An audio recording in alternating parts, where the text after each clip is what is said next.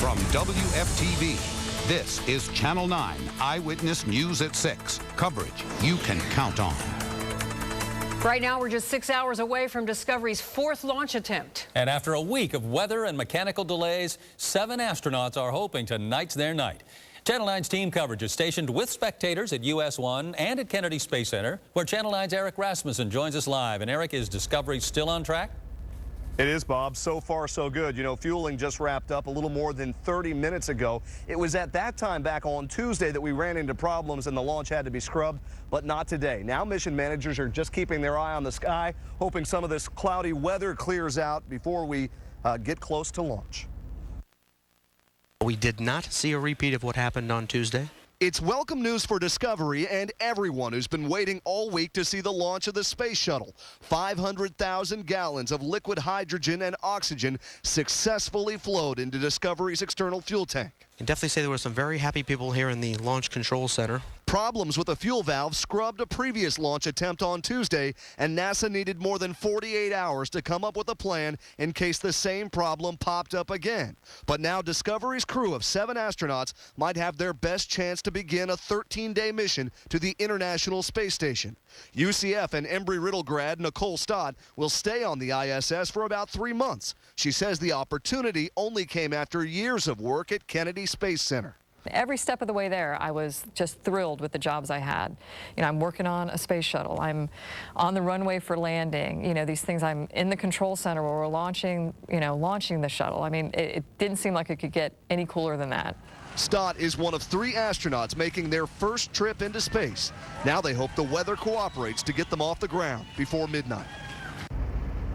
And as NASA moves down the checklist, we can tell you the crew will suit up in about 90 minutes. Of course, we'll be watching every step of the way. Barring any weather tonight, we hope we can bring that launch to you live at 11:59 p.m. We're live here at Kennedy Space Center. Eric Rasmussen, Channel 9 Eyewitness News. With Discovery's launch being on a Friday night, more people have the time to drive out to the Space Coast and try to watch it firsthand. Channel 9's Steve Barrett met up with spectators already gathered there along US 1. Steve? Marty, as you can see behind me, the frustration of 2 scrubs already this week has not stopped people from getting here very early in hopes of finally seeing a night launch. The Goldenberg family knows this drill well already. It's the 3rd time they've set up their awning, hoping young Eva will get to witness her first shuttle launch. It's my first time ever I'll ever see the shuttle and in person right here. Worth waiting for? Yes!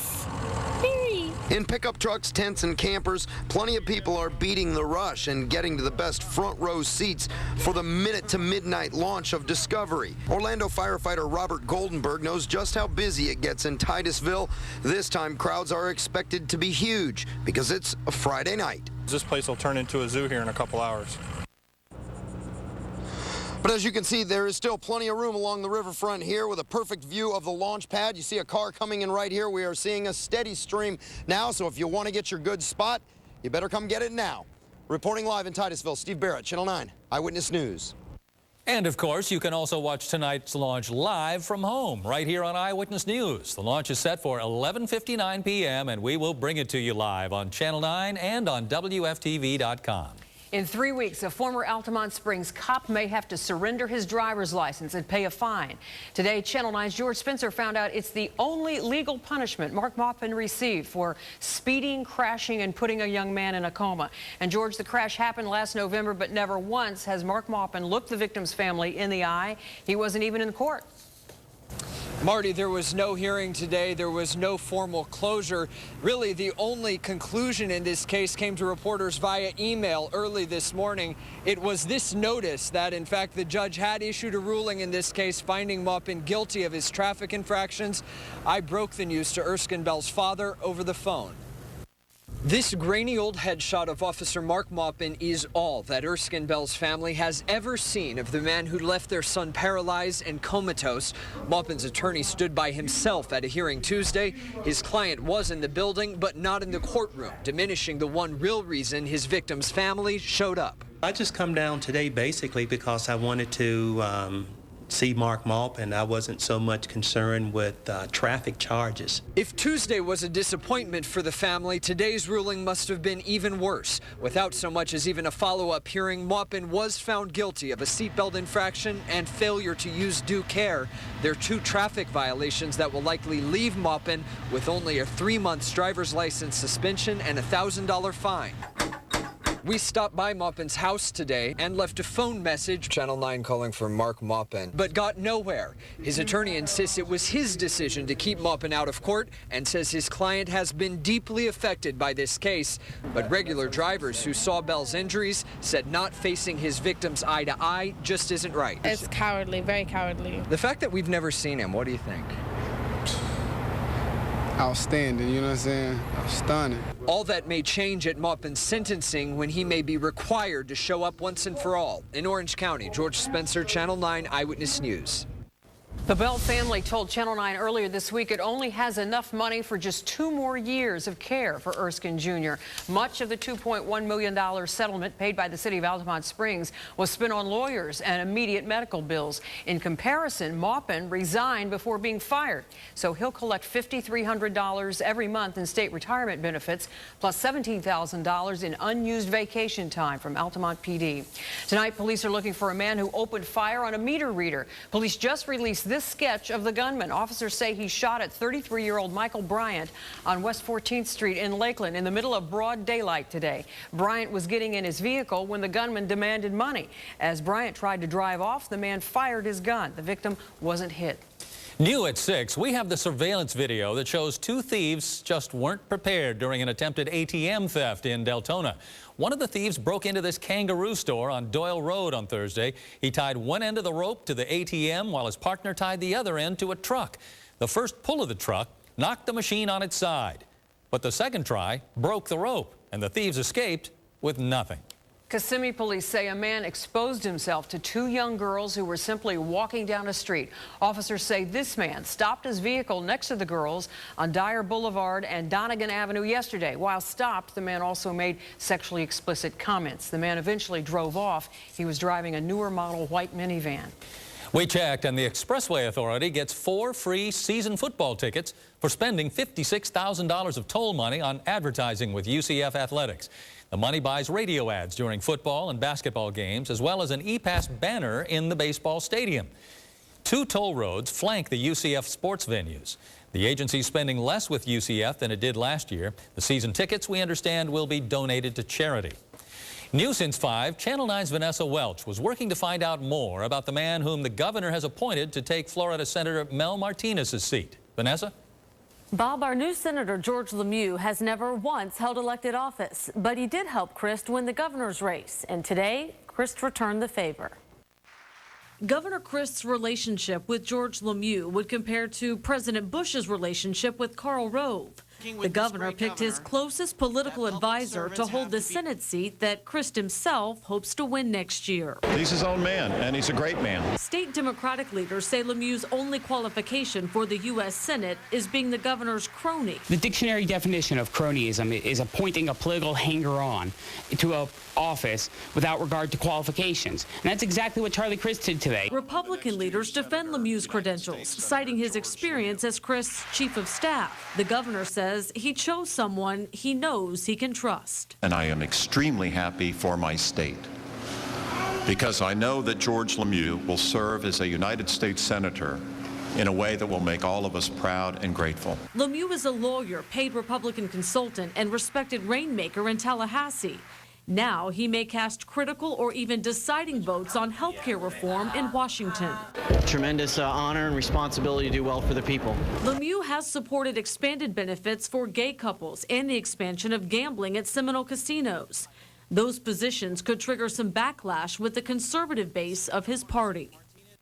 Lemieux has been negotiating a new gambling deal with the Seminoles. He will withdraw and head to Washington next week. He will officially become our new senator when he's seated and sworn in. We checked, and the confessed murderer, who was only sentenced to probation today, just bonded out of the Brevard County Jail. Today, Sylvester Giles confessed to shooting 19-year-old Dustin Prowse during a robbery attempt in 2007, and he took a plea deal of just 2.5 years time served and 8 years probation. The victim's family was devastated. It's not fair. He come in our home and shot my brother at his front door, and all my brother was doing was closing the door. Giles claimed he shot Prowse in self-defense. Prosecutors said they agreed to the deal because they weren't confident of getting a conviction if they went to trial.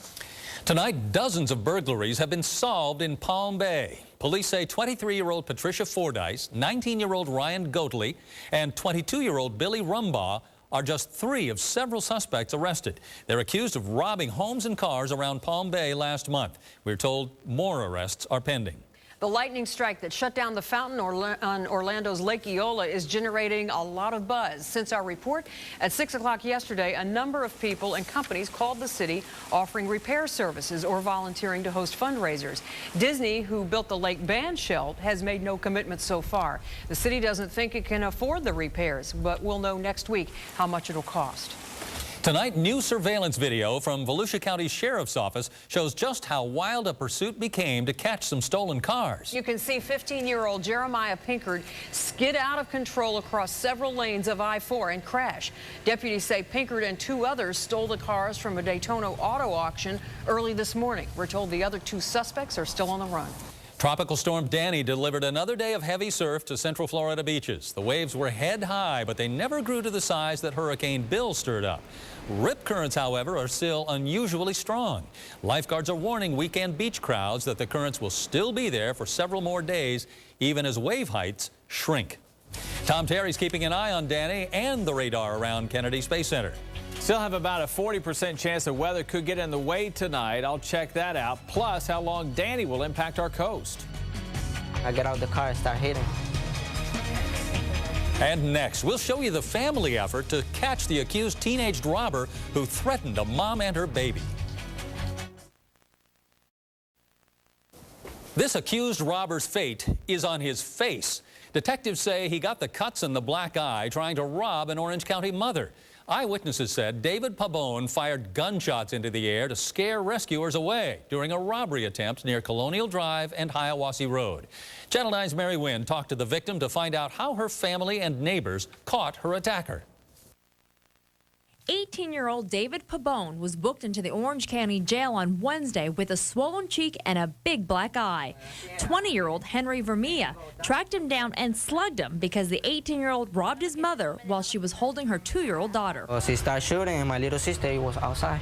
Vermilla's mother, Naomi Gonzalez, does not speak English, but she told us she was outside talking to her friend holding her daughter when 2 men ran up to her, knocked her over, and grabbed her purse. Yeah, she said she was very scared and very surprised that it happened when she was wearing a shawl. And her friend saw her on the ground, so she tried to stop one of the men from getting away. I grabbed them through here and I kept them holding on. When he went like this and started going like this and shooting up, I let him go. I let him run. Afterwards, the 2 suspects scattered. One got away. The second suspect came around this corner and headed towards the back of the building. The suspect, David Pabon, then ran into this wooded area to get away.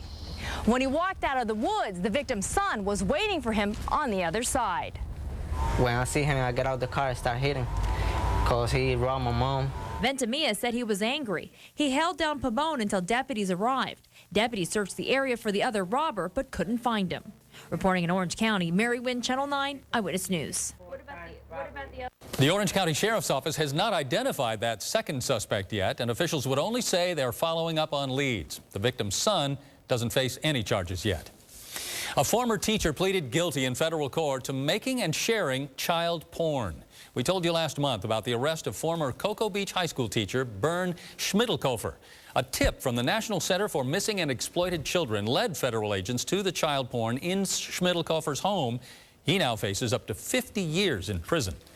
A convicted killer already serving a life sentence in prison got another one today for killing a fellow inmate.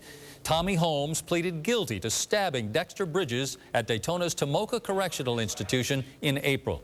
Now, Holmes no longer has a possibility of parole. Covering news where you live, county by county. In Orange County, the Orlando Philharmonic Orchestra will perform 2 live operas for free if you're an Orlando Opera customer who couldn't get a refund when the 51-year-old company folded this past spring.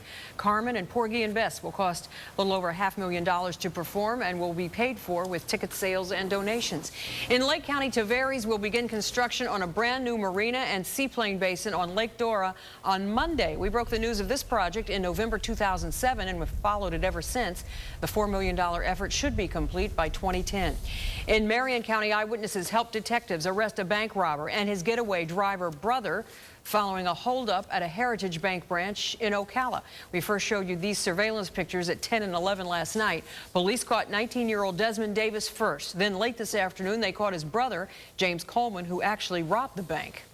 In Seminole County, State Representative Scott Plakin and State Senator Kerry Baker will host a health care town hall meeting next Tuesday night at 7 o'clock in Altamont Springs. Both Plakin and Baker are Republicans, and they wrote a bill amending the state constitution to protect residents from what they call a one-size-fits-all federal health care system. Such an amendment must first be approved by voters next November. And in Volusia County, right now, the South Daytona Police Department is running a DUI checkpoint with new technology. A special camera system mounted on patrol cars captures license plates and checks to see if the car was stolen. In a special report on Monday, we showed you how Orlando police are using similar technology to track stolen cars. Their cameras scan 3,000 license plates per hour. Well, hopefully we have a launch tonight, a little less than 6 hours away. I'm ready. Let's go. Great nighttime launch. Right now, weather is an issue, but we're not launching now. We're launching at 11:59 tonight. There's what the cloud pattern looks like over downtown Orlando. We had a little bit of rainfall earlier today, a little bit of dry air, though, sneaking in with a storm system we'll talk about in a minute. Right now, let's check out where we do have rain, the live early warning Doppler 9 HD, and you'll notice today completely a 180 from yesterday. Yesterday we had all the rain over by Tampa. Today it's along the East Coast. This is the change in the wind pattern we've been talking about the last few days, and this will continue over the weekend. We'll have some rain over the interior, and everything's moving toward the East Coast if you're thinking about beach plans this weekend, but it doesn't look too bad. Right now you see from just south of Port St. John, early warning storm alert 9, a little heavier shower. Had some lightning with it earlier, but right now just some heavy rain down toward the City Point and Sharps area, right along the Banana River. And here's our launch pads for the shuttle, and we do have a little heavier shower right over here that's moving down right along the Indian River, just on the east side of Titusville. And currently now we are officially red with respect to anvil clouds. There's switch sources right now. This is kind of one of the things to look out for. Anvil clouds, those really tall clouds you see from storms, they can generate some lightning, especially when you launch a space shuttle through it, so they don't like those nearby. Rough seas offshore could be an issue also because they're trying to recover the solid rocket boosters, and they've got a tropical storm 380 miles to the east. Also a chance for some rain or lightning nearby later on tonight. I think overall we're still relatively optimistic the weather's going to cooperate because we still have several more hours before launch. You see the showers developing here now. I think we'll still develop a few more showers over the next hour to hour and a half if you're thinking about heading over there. And there is, of course, Danny well off toward the east. Now, here's Danny. We have another system, 94L. This could become Erica sometime over the upcoming, say, latter half of the weekend, Sunday into Monday. Right now, forecast models move it toward the northern Lesser Antilles. It could get pulled up here along a similar track to what Bill went on and now Danny. We'll wait and see on that. But right now, Danny's the only game in town. Still about 380 miles to the east of Central Florida, moving north at 6, winds only 40 miles an hour.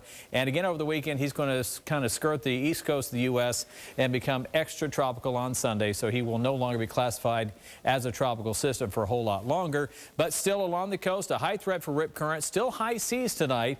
The seas will be dropping some over the weekend, but the rip currents will remain. Here's your 5-day forecast with the weekend always in view. Rain chance 30% through Sunday, and more rain back early next week. Marty? All right, thanks, Tom. There's a problem with the construction project at Highway 50 and Cimarron Boulevard in Orange County, and it won't be done for another year. Channel 9 found out one of the overpass sections is 6 inches too long, and work has stopped until the contractors figure out what to do about it. FDOT says it's a contractor's fault and insists taxpayers are not on the hook. The contractors haven't returned our calls. I'm Phil Burton live in Cocoa for the East River Space Coast game Kickoff Classic. We'll have a preview coming up in sports. Chief Meteorologist Tom Terry is part of Central Florida's only team of fully certified broadcast meteorologists. It all all starts in your neighborhood. These are all flooded when major news affects your community. The damage here really is incredible. That's when you'll see Channel 9 Eyewitness News, where you live, live on the scene. We got to come along as Mayor Crotty toured the fire lines, uncovering how it impacts you. It all starts in your neighborhood. For complete coverage of major local news from where you live, watch Channel 9 Eyewitness News every day. Every newscast, coverage you can count on. Kia builds fuel-efficient and affordable vehicles with the belief that everyone deserves to drive a new car. And now that the government's CARS program has ended, we're offering our own trade-in incentive of $6,000 for qualified purchases. And this is in addition to $3,000 cash back, for a total savings of up to $9,000 for qualified purchases, plus our industry-leading warranty. It's never been easier to own a Kia. Get up to $9,000 in total savings on Borrego. Mr. Opportunity here, and over there is the ever-so-reliable Accord. And if you're seeing me, it's Honda clearance time. So now's your chance to get up close and personal with the car that has the best resale value in its class and the highest owner loyalty. Hey, what can I say? It's a love thing. Check out these attractive numbers. Oh, speaking of love, your Honda dealer wants to share it. The 2009 Honda Clearance. Just remember, it's the only thing from Honda. High school football around Central Florida kicks off tonight. It's back already. Phil Burton is live at Space Coast High School as they prepare for their Jamboree game against East River. Phil? Well, this is the game you, the fans, voted for on WFTV.com as our You Pick 'em Game of the Week. Nearly 13,000 votes were cast, and the East River Space Coast game won it by nearly 100 votes. Joining me now is Space Coast coach Rodney Torrance. And Coach, you lost a lot of seniors, 22 if I'm correct, last year to graduation. How do you replace that experience? Yes, sir. That was tough. 6 of our kids went off to play college football. We got a kid named Andrew Bolognese who's playing at Murray State, just made a traveling squad. It's going to be tough to replace it, but we feel like we got some good young talent. They had an opportunity to play in a spring game, so that won't be their first varsity start. Last year, you guys were pretty solid. You had 7 wins on the season, but East River, new team, new football squad. How do you prepare for a team that's really never touched the field? I'm going to be honest with you. We really prepared just what we do. You know, we worried about make sure what we knew what we were doing. We focused on our just being disciplined with our own type of stuff. So we had an idea of what they may do, but honestly, they may come in and do something different. So we didn't really do a lot of preparation specifically for personnel or anything like that. You have an interesting team philosophy, big team, little me. Explain that. Well, basically, we're trying to teach these young people that it's better for a collective group than an individual. I don't want to teach my team to put one guy on a pedestal. I want everybody to commit and be dedicated and sometimes sacrifice for the good of the team. Well, thanks a lot, Coach. Appreciate your time. Thank you. Good luck tonight, all right? All right. That is Space Coast Coach Rodney Torrance. And you know what? Coming up tonight, you'll see these games highlights on Football Friday night on 9. Of course, the Battle of the Bands contest is back, plus our featured Student Athlete of the Week, all coming up tonight at 11:30. And if you happen to miss any of the show, make sure you log on to our website at WFTV.com and click on our sports page. You'll find all the highlights and everything there. Again, that's tonight at 11:30. In Cocoa, I'm Phil Burton, Channel 9 Eyewitness Sports. All right, big night ahead. Thanks, Phil. Count on Eyewitness News tonight to monitor preparations for Discovery's launch. We will bring you live coverage throughout Eyewitness News at 10 and 11. Then we'll bring you the launch live on Channel 9 and on WFTV.com. World News with Charles Gibson is next. For updates between newscasts, check WFTV.com. Get back to